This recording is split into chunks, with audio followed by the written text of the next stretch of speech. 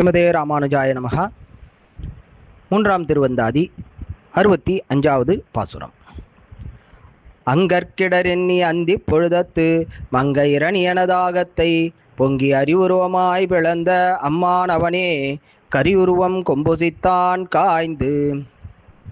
இந்த பாசுரத்திலே ஆழ்வார் எம்பெருமானானவன் பல அவதாரங்கள் செய்தான்.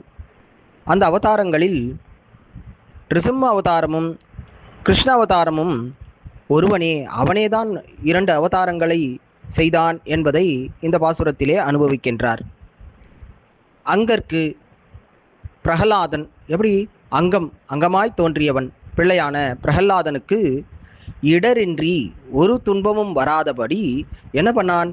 அந்தி பொழுதத்திலே 2 மார்பை அழித்து கிழித்து அவனை போகும்படி செய்தான். அழிந்து போகும்படியாக செய்த நிருசிம்மன் அவன் யார்?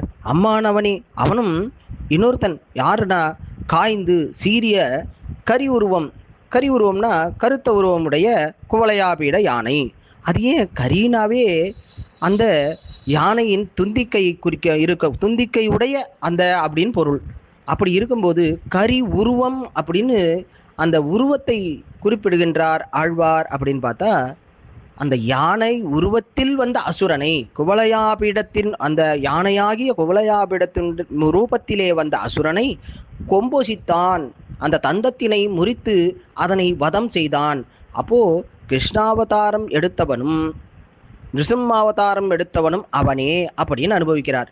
இதுல காட்டப்படக்கூடியது என்னன்னா, நமக்கே நிறைய சந்தேகங்கள் வரும். ஒவ்வொரு யுகங்களிலே எம்பெருமான் அவதரிக்கின்றான். அப்படி அவதாரம் பண்ணுகின்ற எம்பெருமான் வேற வேறவான இருக்குமோ? அது இல்லாம அந்தர்யாமின்னு சொல்றா, எல்லா இடங்களிலும் வியாபித்திருக்கின்றான்.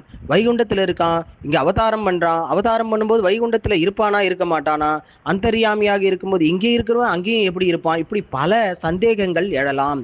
ஆழ்வார் இதில் எல்லாம் ஒருவனே, எல்லா இடத்திலும் வியாபித்து அவனே எல்லாமுமாக இருக்கின்றான் அப்படிங்கிறது தான் இங்கு அனுபவிக்கின்றார். இன்னொரு முக்கியமான விஷயம் இங்கு காட்டப்படுகின்றது என்னன்னா, அங்கற்கு இடரின்றி அப்படின்னு காட்டுகின்றார். என்னன்னா, பாகவன் தன்னுடைய பக்தனுக்கு ஏதாவது ஒரு துன்பம் அப்படின்னா அவன் ஓடோடி வருகின்றான். அப்படிப்பட்டவனான பகவான். அதனால்தான் அங்கற்கு இடரின்றினா என்ன? அந்த பாகவதர்களுக்கு தன்னுடைய பக்தனுக்கு எந்தவித துன்பமும் நேராமல் அதற்காகவே அவதரிக்கின்றான். ஸ்ரீவசனபூஷணத்திலே ஒரு ஸ்ரீ சூக்தி வருகின்றது. அதாவது சங்கல்ப மாத்திரத்திலே எல்லாவற்றையும் நிர்வகிக்க வல்ல சர்வசக்தியான சர்வேஸ்வரன் தன்னை அழிய மாறி இதர சஜாதியனாவத அவதரித்து கைதொடானாய் நின்னு செய்த ஹிரண்ய வதத்தினை அதத்தை தான் குறிப்பிடுகின்றார் என்று கொள்ளலாகும் என்று சாதிக்கின்றார். அதாவது பிரகலாதன் மகரிஷி முதலான பாகவதர்கள் திறத்தில் அவனுக்கு யாராவது அபச்சாரம் பண்ண விடமாட்டானா, ஓடி வந்து காப்பாற்றுகின்றான். அப்படிங்கிறது தான் இங்கு அதி அற்புதமாக தெரிவிக்கின்றார் ஆழ்வார். இதை அனுபவிக்கலாம். அங்கற் கிடரின்னி அந்தி பொழுதத்து மங்கையரணியனதாகத்தை பொங்கி அறிவுருவமாய் பிளந்த அம்மானவனே கரியுருவம் கொம்பு